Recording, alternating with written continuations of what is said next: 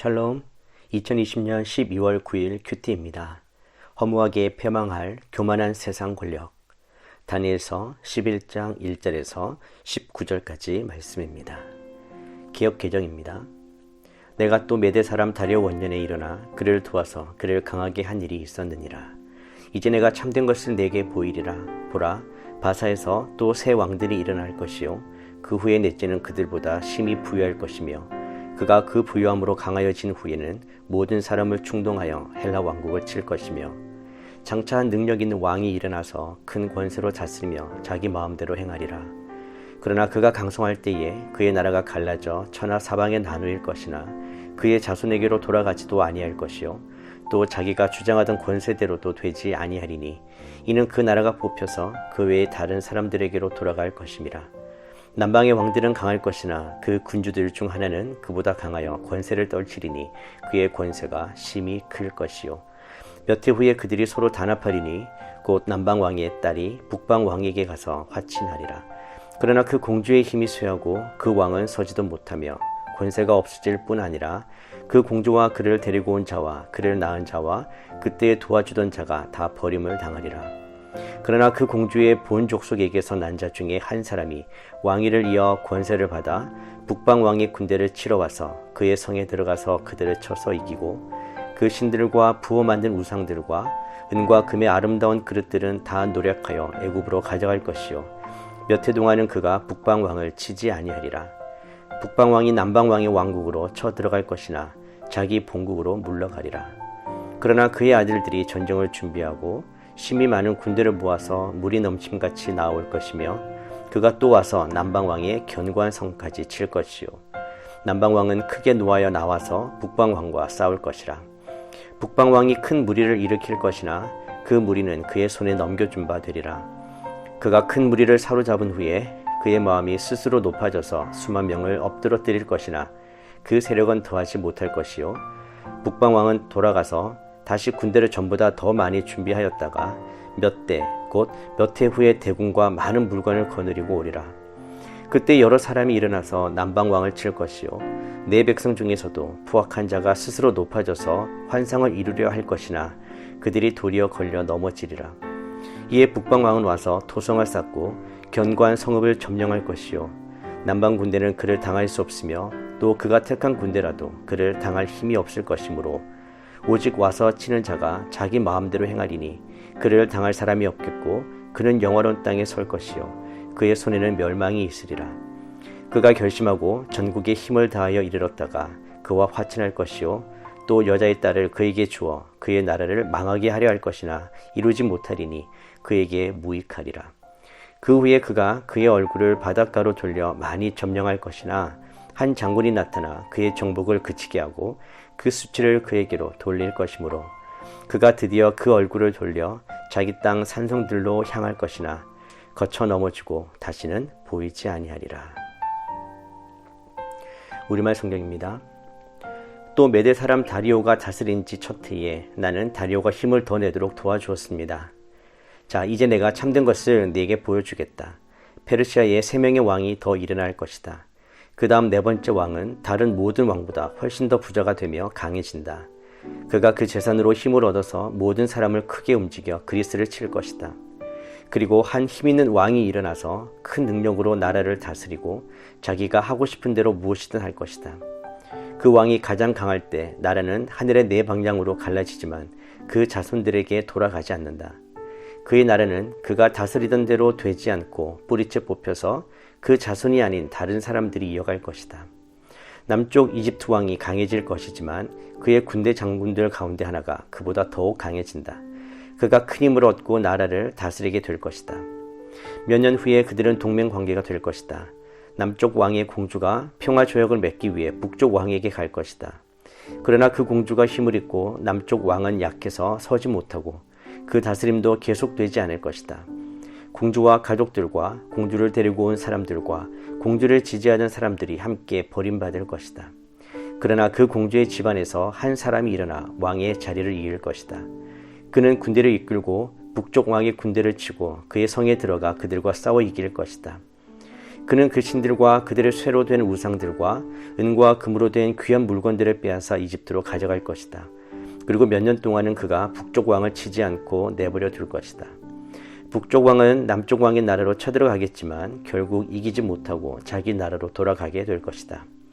북쪽 왕의 아들들이 많은 군대를 모아서 전쟁을 일으키는데 물이 흘러넘치는 것 같이 몰려올 것이다. 그 군대는 남쪽 왕의 굳센 성까지 치게 될 것이다. 남쪽 왕은 크게 화가 나서 북쪽 왕과 싸우러 나올 것이다.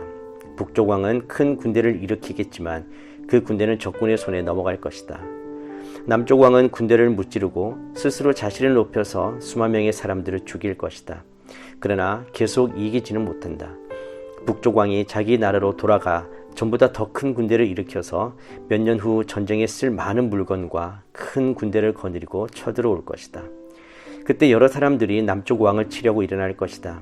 또 너희 유다 백성들 가운데 싸우기 잘하는 사람이 스스로 높여 환상을 이루려 하겠지만 오히려 실패에 넘어질 것이다. 그러면 북쪽 왕은 와서 흙으로 성을 쌓고 견고한 성을 빼앗을 것이다. 남쪽 군대는 그를 당하지 못하며 그 정예 부대조차 북쪽 군대를 이길 힘이 없을 것이다. 북쪽 군대가 하고 싶은 대로 하지만 아무도 그를 당해내지 못할 것이다. 그는 영광스러운 땅 이스라엘을 차지하고 서서 힘으로 멸망시킬 것이다. 북쪽 왕은 온 나라의 힘을 다해 싸우려 하다가 남쪽 왕과 평화 조약을 맺을 것이다. 그리고 남쪽 나라를 멸망시키기 위해 북쪽 왕의 딸을 남쪽 왕에게 시집 보내지만 그 계획도 이루어지지 않고 이익이 없을 것이다. 그 후 북쪽 왕은 해변의 땅으로 눈을 돌려 많은 땅을 차지하겠지만 군대의 어떤 장군이 그를 끝장내고 부끄러운 값을 그에게 물릴 것이다. 이 일 후에 그는 자기 땅의 성으로 돌아오다가 걸려 넘어져 다시 볼 수 없게 될 것이다. 메시지 성경입니다. 나 역시 메대 사람 다리오 1년부터 있는 힘을 다해 그를 도왔다. 이제 내가 이 일의 진상을 말해주겠다. 페르시아의 새 왕이 더 등장하겠고 그 다음 넷째 왕은 그들 모두보다 더 큰 부를 얻을 것이다. 그는 재물이 쌓인 만큼 힘도 커졌다 여기고 그리스 나라 전체를 상대로 전쟁을 일으킬 것이다. 그때 한 강력한 왕이 나타나서 거대한 영토를 차지하고 세상을 좌지우지할 것이다. 그러나 전부를 장악한 듯 보였던 권력의 정점에서 그의 나라는 동서남북 사방넷으로 나뉠 것이다. 그의 상속자들은 아무것도 얻지 못하고 그의 왕위도 계승하지 못할 것이다. 다른 자들이 그것을 놓고 쟁탈전을 벌여 나누어 가질 것이다. 그 후 남쪽 왕이 강해지겠으나 그의 제후들 중 하나가 그보다 강력해지면서 더 큰 영토를 다스리게 될 것이다. 수년 후에 남쪽 왕과 북쪽 왕은 협정을 맺고 평화조약을 굳건히 하기 위해 남쪽 왕의 딸과 북쪽 왕이 결혼을 하게 될 것이다. 그러나 그녀의 영향력은 약화되고 그녀의 아이도 살아남지 못할 것이다. 그녀와 그녀의 종들, 그녀의 아이와 그녀의 남편 모두 배신당하고 말 것이다. 그 얼마 후에 왕족 출신의 한 사람이 나타나서 권력을 잡을 것이다. 그가 자기 군대를 이끌고 북쪽 왕이 요새에 쳐들어가 대승을 거둘 것이다. 그는 그 나라의 양철 신상과 그것에 딸린 금은 장신구들을 모조리 수레에 싣고 이집트로 가져갈 것이다. 후에 전력을 회복한 북쪽 왕이 남쪽 왕의 지역으로 쳐들어가겠지만 성공하지 못할 것이다. 그는 결국 퇴각하고 말 것이다. 그러나 이후 그의 아들들이 대군을 일으켜 남쪽 요새로 물밀듯이 쳐들어갈 것이다. 격분한 남쪽 왕이 전장에 나가 북쪽 왕과 그의 대군과 싸워 대승을 거둘 것이다. 들판에 널린 시체들이 다 치워지기도 전에 피해 광분한 그는 더 나아가 수만 명을 죽이는 대학살을 자행할 것이다. 그러나 그의 승리는 오래가지 못할 것이다. 전보다 더 큰 군대를 규합한 북쪽 왕이 엄청난 군사와 물자를 동원해 수년 후에 다시 쳐들어올 것이기 때문이다. 그때에 많은 사람들이 일어나 남쪽 왕을 치러 나갈 것이다. 너희 백성 중에서도 성미 급한 자들이 꿈에 도취해 그 대열에 합류하겠지만 소란만 일으키다가 말 것이다. 북쪽 왕이 와서 공격용 축대를 쌓고 요새화된 도성을 함락시킬 것이다. 남쪽 군대는 무너질 것이다. 이름 높던 정예 부대도 그의 공격을 당해내지 못할 것이다. 북쪽 왕은 그 땅을 다 차지하게 된 것처럼 의기양양하게 들어올 것이다. 그는 아름다운 지역 팔레스타인을 점령하고 그곳에 주둔할 것이다. 그리고 하나도 빼지 않고 모조리 장악해 갈 것이다. 그는 남쪽 왕을 완전히 파멸시키려고 거짓 평화 조약을 맺고 심지어 자기 딸을 남쪽 왕과 결혼시키기도 할 것이다. 그러나 그 계략은 결국 성공하지 못하고 숲으로 돌아갈 것이다. 후에 그가 해안 지역으로 관심을 돌려 많은 사람들을 포로로 잡겠지만 마침내 한 장군이 나타나 그의 행패를 끝장낼 것이다. 북쪽 왕의 행패는 그 자신에게로 돌아갈 것이다. 그는 자기 나라로 돌아가서 군대를 추스르겠지만 이미 한풀 꺾인 뒤여서 금세 잊혀지고 말 것이다. 성경은 하나님이 모든 것을 알고 계신다는 것을 보여주는 책입니다.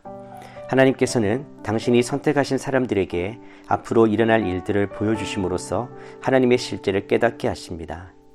페르시아와 그리스, 이집트와 시리아 같은 나라들과 관련된 예언이 성취됨으로써 하나님은 전지하시고 역사를 주관하시는 분이란 중요한 진리가 선포됩니다. 그렇다면 하나님이 이처럼 모든 것을 아시고 주관하신다는 사실이 성도들에게는 어떤 의미가 있을까요? 그것은 하나님이 우리에게 일어나는 일들에 대해 지대한 관심을 가지고 계신다는 사실을 알려줍니다. 이 사실만으로도 성도는 위로를 받습니다. 세상에는 우리의 안전을 위협하는 많은 요소들이 있습니다.